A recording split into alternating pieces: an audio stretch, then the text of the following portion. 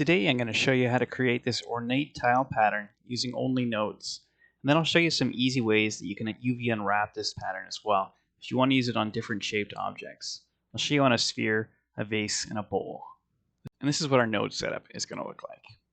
Thanks very much to my patrons and Gumroad supporters.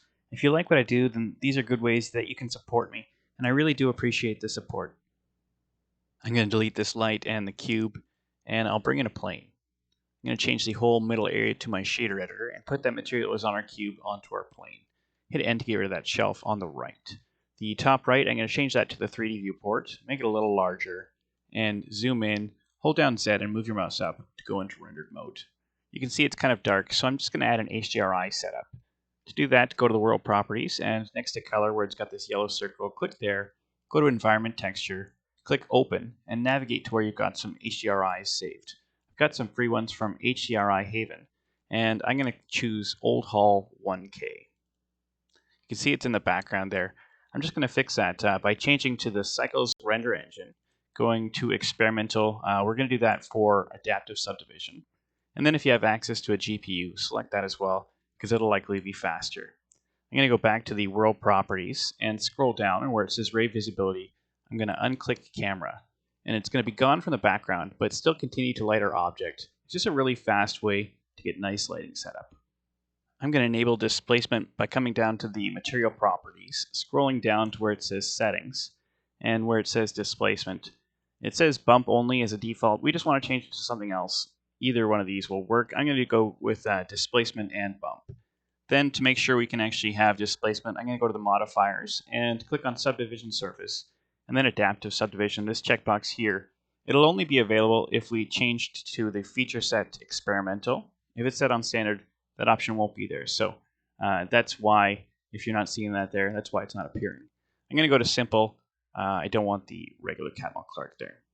All right, I'm all set up. I'm going to get started on the texture. So to bring new nodes into the shader editor, it's Shift A, and then you can just hit S and then start searching, or click on search and start searching. That's my preferred way to do it. And I'm going to bring in a texture coordinate node. And actually, it's easiest if you just start typing coordinate. For some reason, if you start typing texture, everything else is before the texture coordinate node. So start typing coordinate, and I'm going to come out of object for now. We will switch that eventually to UV, but UV and object are my two preferred ways of working with procedural materials. I'm going to start off by creating a diamond pattern, because that's kind of what most of my pattern is based on. So I'm going to bring in a separate XYZ node, place it right here, and I'm going to make an incision as well, just by holding down Shift and right-clicking and dragging through there, just so I can bring this up and kind of have that first needle pointing forward still. So after this, I'm going to bring in a math node, place it right here, and change this to absolute by opening this up and hitting B. And I'm going to duplicate this and just plug Y into that second one there. Then I'm going to bring in another math node, leave it on add, and just add these together. And then if I bring in a color ramp, I can now tighten this up and create a diamond shape there. For this color ramp, I'm going to bring the black to the bottom, change it to constant, and then if I bring this down, it's just a constant black line. So it works a little bit better for masks. I'm going to set this white value at 0.259. I'm going to duplicate this color ramp with Control-Shift-D so it remains attached there. And to access kind of a range outside of the normal color ramp, I'm just going to bring in an add node. Or you could do add or subtract. I'll do subtract actually, because I'm really going to subtract 0.9 from this here. And if you look at this, it's just basically a larger area there. I'm going to switch these around. So it's black on the outside and white on the inside. I'll just bring white down to the bottom. It doesn't really matter with constant where this bottom slider is here. And the black, I'm going to set to 0.855. So we've got these two masks. The first one has these triangles on the corners. The second one has the diamond shape in the middle. So the easiest way to combine those is with a math node set to multiply. Basically, where there was black before, that's going to equal 0. So 0 times anything, whether it's 0 or 1, is going to equal 0. And that's going to be black. And where there was white in both images, that's 1 times 1. That's just going to be 1 again. So a really simple way to combine those maps. So this is going to be a mask for a noise texture. So I'm going to set that up, bring in a regular noise texture, and I'll just plug it in, basically going back to this texture coordinate node. Make another incision here, and that shortcut again is hold down Shift and right click and drag through there. And you know what, before this gets too complicated as well, I'll just start labeling some nodes. Let's grab everything here, hit Control J, and this is going to be my diamond shape. And then this right here is going to be, I'll call it small square mask. You can call it whatever you want, just as long as you can identify it by the name. So this noise texture up here, you do something really simple. Just duplicate it, place it right here, so you have two noise textures back to back. Then I'll feed this into a color ramp. And there's a lot of freedom here how you want to arrange this.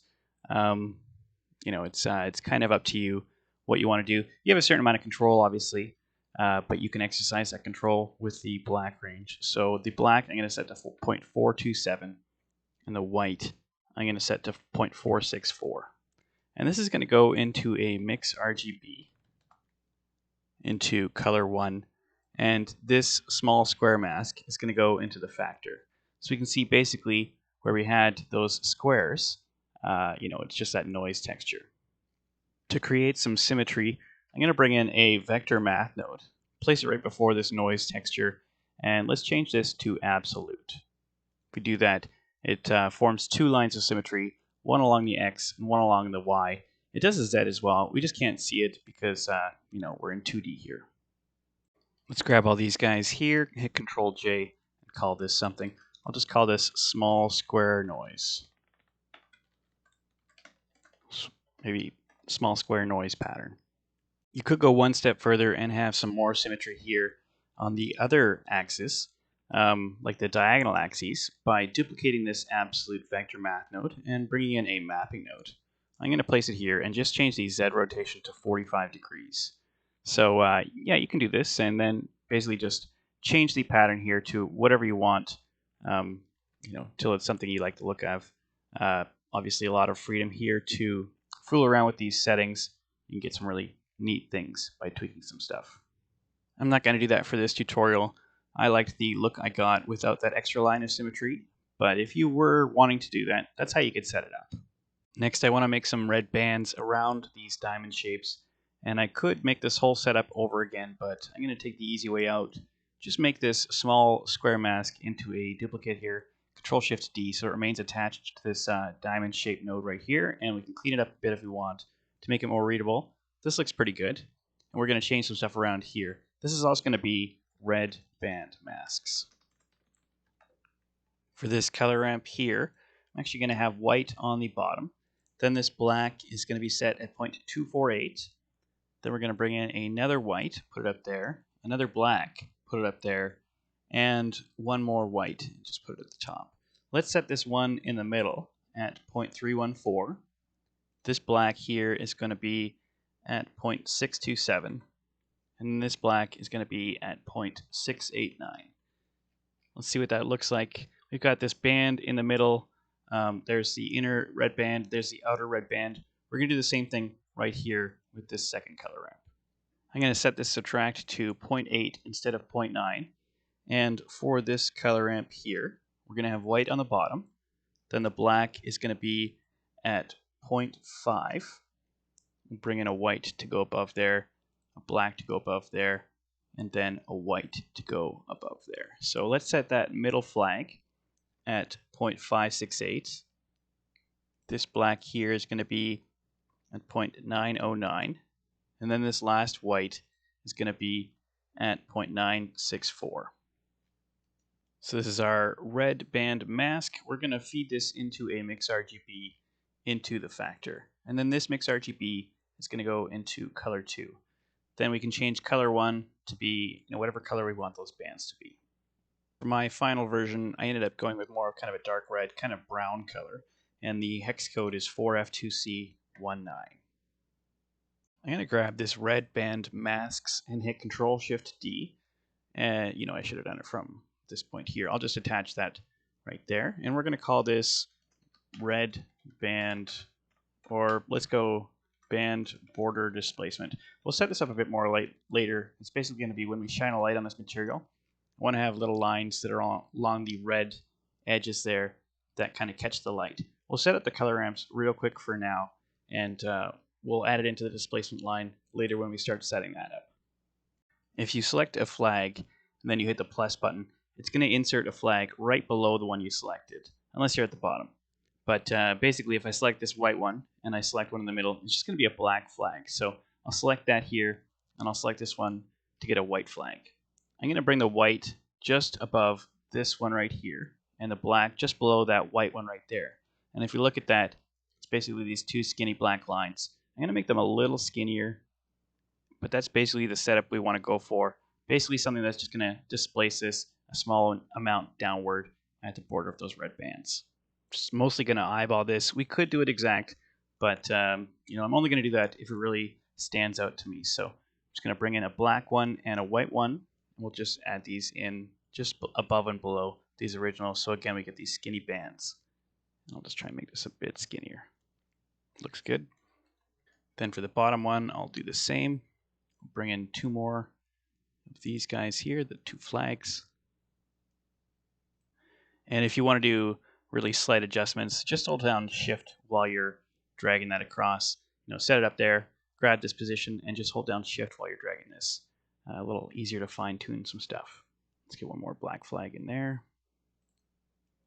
I'll bring it up here. Middle looks a little thicker than the outer ones there. Let's make the middle a little skinnier just by grabbing these inside flags. Don't touch the outside ones, otherwise it'll affect how it's mapped in the middle there.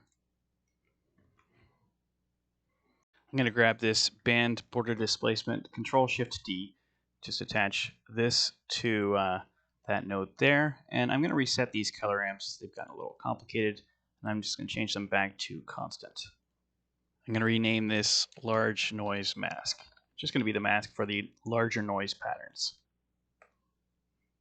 For this top color ramp, I'm going to swap these flags. So white is on the bottom, black is going to be at 0.314, and then I'm going to bring one more white in to go above the black, and that's going to be at 0.627.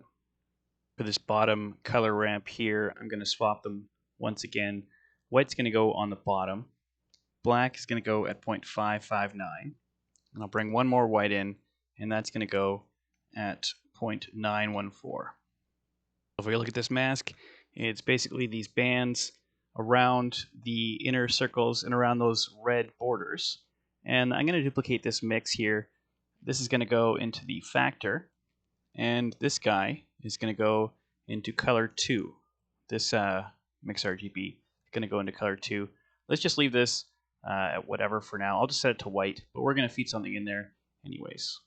I'm going to grab this group we created at the top here called Small Square Noise Pattern. I'm going to hit Control-Shift-D so it duplicates it while leaving it attached there. And I'm going to hit Alt-P so that we're out of that frame as well. We want to create our own group down here. And then I'll just attach back to that node rerub point there. Just looks a little bit better. I'm going to change a few of these values on the first noise texture. I'll change the scale to 2, and the distortion I'm going to change to 0.8. Let's take a look at this as well while we're creating it. This second noise texture, I'm going to change, I'm going to leave everything the same except for the distortion. I'll change that to 4. For this color ramp, I'm going to add 3 more flags, then we'll kind of set them up all individually here. Just spread them out first. I'm going to set the first flag to 0.157. I'll just move these all up so we don't get in the way there. This second flag is going to be at 0.369. Third flag is going to be at 0.427. Fourth flag is going to be at 0.441. And fifth and final flag is going to be at 0.445. This first flag, the hex code is going to be 8C, 8C, 8C, not 5. 8C, 8C, 8C. Just going to be a gray color there. Second one is going to be black. Third one is going to be a blue color, and that hex code is 4F9 1BF. Fourth flag, I'll just select it with these guys here. It'll be number 3. That is going to be the hex code. Actually, it's going to be black again, and the last one is going to be white. So this is what it should look like here. Let's grab these nodes and put a frame around this. we call it large noise pattern. Then let's feed this into this mix RGB. It's going to go into color 1.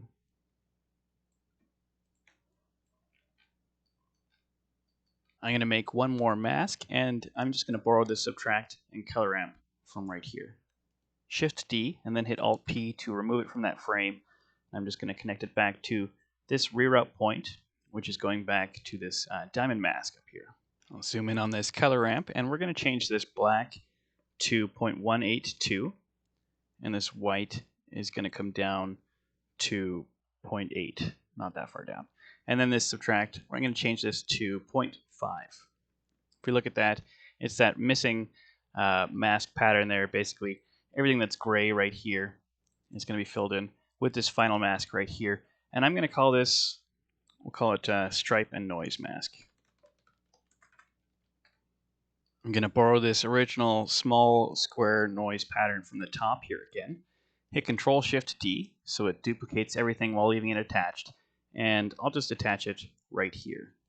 We'll call this stripe and noise pattern.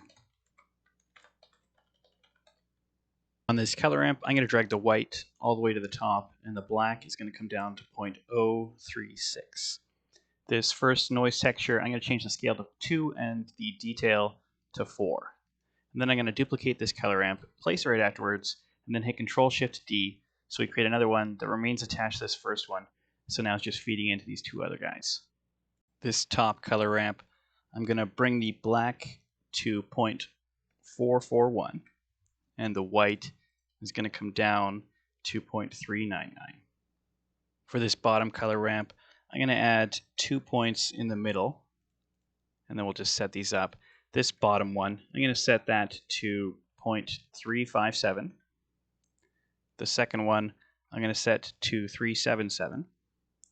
This third flag is going to be at 0.4. And this final flag is going to be at 0.441. For this bottom flag, let's change the color to 8C, 8C, 8C for the hex code. The second flag is going to be white, so I'll just drag that up to the top. Third flag is going to be black. And the final flag is going to be a blue color. Let's set that up. It's going to be the same one we used before, 4F9, 1BF. Let's check that out. I'm going to move this stripe and noise pattern down a little bit because I want to create a wave texture here. I'm going to bring this up and leave it in that same frame because this is going to be our striped pattern here. I'm going to bring in a wave texture, and I'll just plug it into the vector there. And if you look at this, we've got just a regular wave pattern there. But if I bring in a mapping node and place it after that absolute there, I can change this rotational value. We have that axis of symmetry exactly where we want it. So I'm going to change this to 45, and now we have these lines going outwards from the middle there.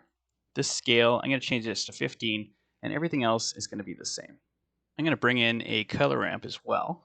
Just place that right after the wave texture, and we're just going to set this bottom one to 0.582 and leave the top one at 1 there. I'm going to set this bottom color at a blue color, and this is going to be the same one again, 4F9 1BF. And this second one, we're going to set this at a second blue color. This is going to be 80E2FF. Actually, I'm going to make this first blue a little darker. I'm going to change this to 21444A. A little bit darker there. And this second one is going to be 8FB4CC. Didn't type anything. 8FB4CC.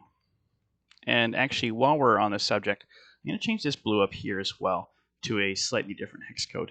You can do whatever you want, but this was actually supposed to be 1D7EA2. I just did it incorrectly earlier. For this stripe and noise pattern, I'm going to bring in a mix RGB, place it right here, and this color ramp is actually going to go into the factor. This color ramp up here that's connected to the wave texture is going to go into color 1, and this one down here is going to go into color 2. And now you can see we've got the wave texture and this noise pattern combined. it looks like is a little bit loose on the edges here. So if you wanted to tighten that up, it would just be with this color ramp here. Depends on the look you're going for. I'm going to leave it as is. I was happy with the result. So I'm going to bring in another mix RGB, place it here, and this stripe and noise mask is going to go into the factor there. And then I'm going to feed this guy into color 1, and this mix RGB is going to go into color 2. So you can see our pattern is starting to take shape.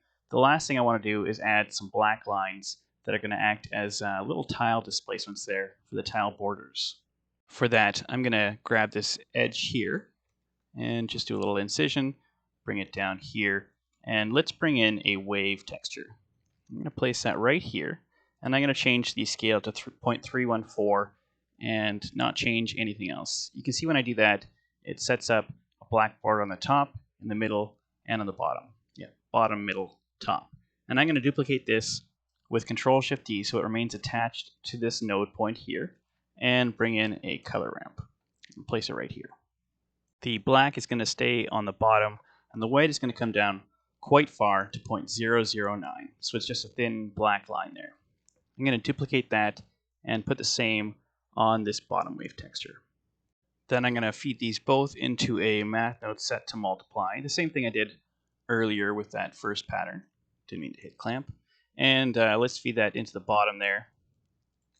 And one last thing we need to do too is just change this to Y. So now we've got both directions there. Then let's feed this into another color ramp. The black is going to be at 0.014, and the white is going to come down to 0.05. Let's grab all this and just call it tile borders. Control J to frame it. There we go. I'm going to create another mix RGB, just place that right there, and I'm going to feed the tile border mask into the top there. We're just going to swap the placement of this one here, so it goes into color 2 instead. And this is just going to be our grout color. I'm just going to leave it as black for now. I'm going to set up a few nodes here, and then we can just kind of tweak them afterwards. I'm going to bring in an invert node, not duplicate it. Then bring in a color ramp. I'll place it right here. I'm going to duplicate that guy. Bring in a bump node. Place it right here. Duplicate that guy. Place another one right there. And I'm going to bring in a few math nodes as well. 2 adds, and then I'll bring in 2 more adds down here, and a multiply, 1 more multiply, and 1 more color ramp. So I just got them kind of loosely set up like that. Then I'm going to start plugging things into them. Let's bring our principled BSDF down here as well. This mix RGB is going to plug into the base color. I'm going to plug this tile borders output into this invert, into the color there. And what that does is it just makes it so it's white on the outside, black on the inside. I want my grout areas to be a little rougher, so I'm going to feed that into the roughness eventually. Plug that into this add, and we're going to add that to one other thing as well. And then this will feed it into the roughness. I'm going to grab this mix RGB that's plugged into the base color and plug this into the top color ramp. That's going to go into this first add math node there. This bottom flag, the black one, I'm going to bring that to 0.177. And this top flag, I'm going to leave it 1. I'm going to change the hex code to 4C, 4C, 4C. We're going to plug this bottom color ramp here into that second add node, but we're actually going to plug something into there as well. It's just going to be a very simple noise texture. And yeah, it doesn't really matter factor or color. I'm going to plug the factor in there, and we'll just set the scale to 2. And let's plug just something from, back here into that noise texture.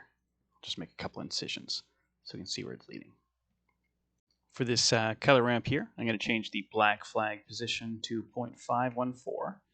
And the second flag, I'm going to leave it 1. I'm going to change the hex code to 6 6s in a row there, kind of a middle gray. Let's take a look at the principled BSDF. You can see it's pretty shiny in some areas. We look at the roughness map, we can see the white is going to be the roughest areas. You're not going to get a lot of reflection on those grout areas there. I'm going to make a little bit more to this bump here by adding this noise texture into the height on this first bump map. And let's change the strength to 0.02. And then the second bump, we're going to plug the first bump into the normal.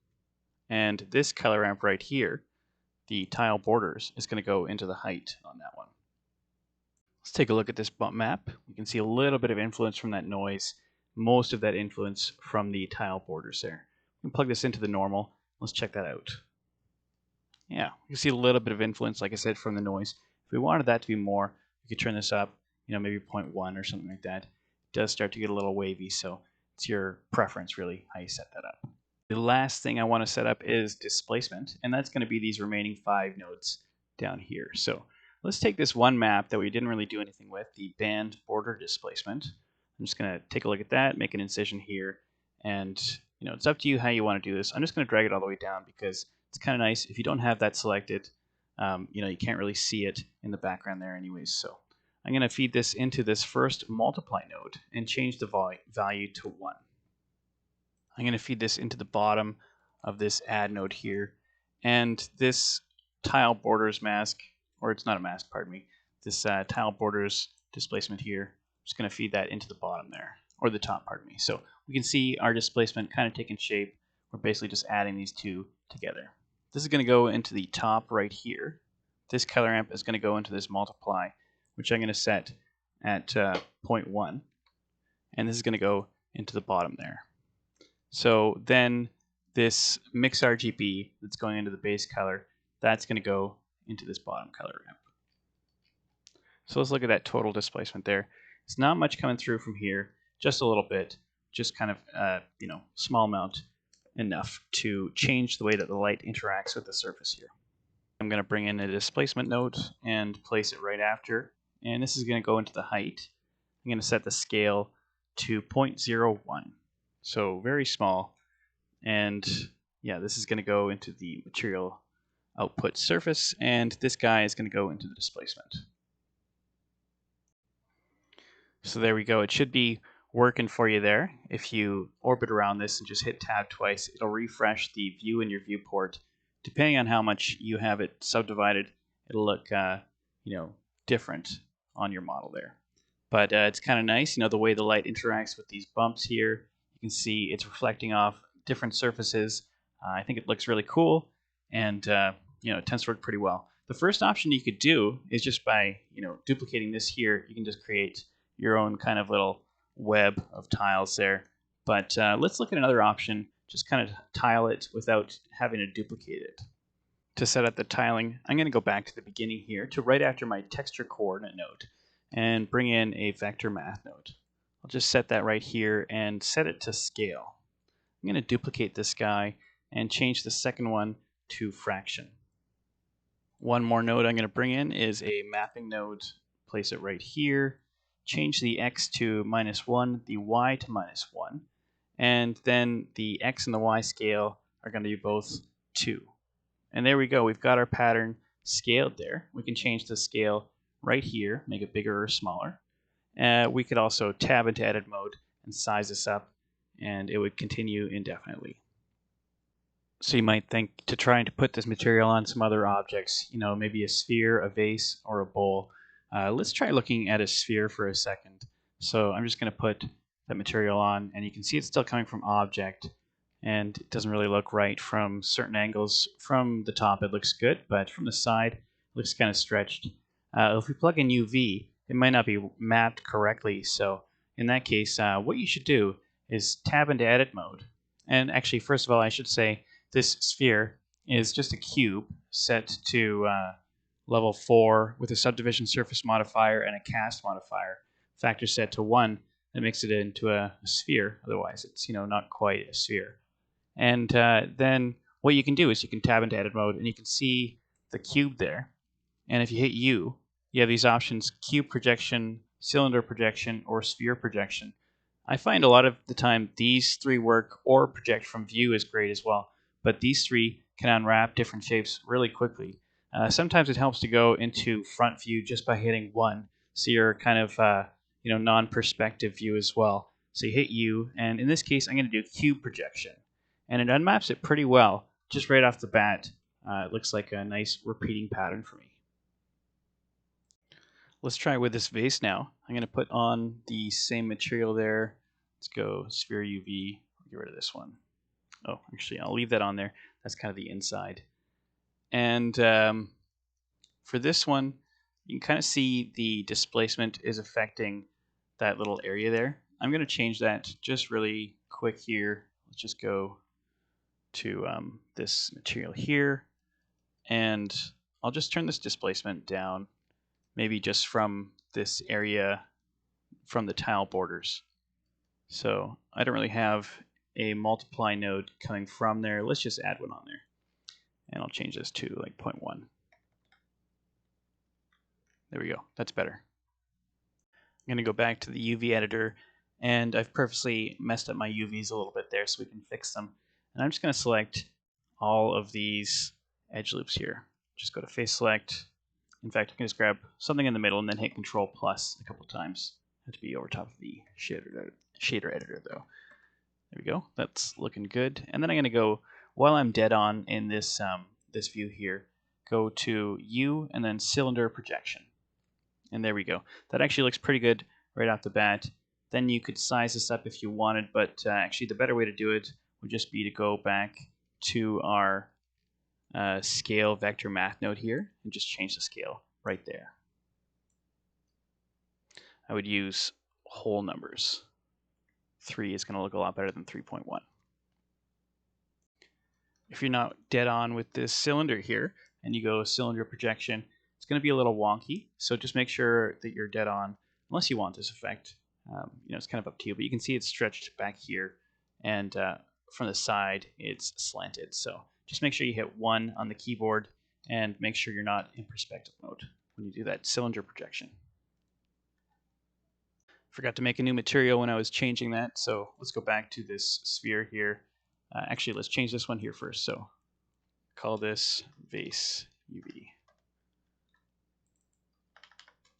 Then go to the sphere, and we'll just change this scale to 1. I'm noticing as well that there's a problem with the rim there, so I'm just going to grab the face loops here, hit Control plus. Let's just view it from the top, and I'll just go, I don't know, project from view. Let's try that one out.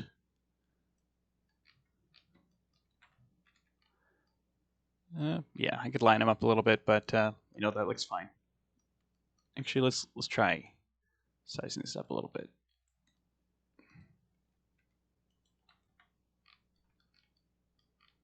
Next, let's take a look at this bowl here.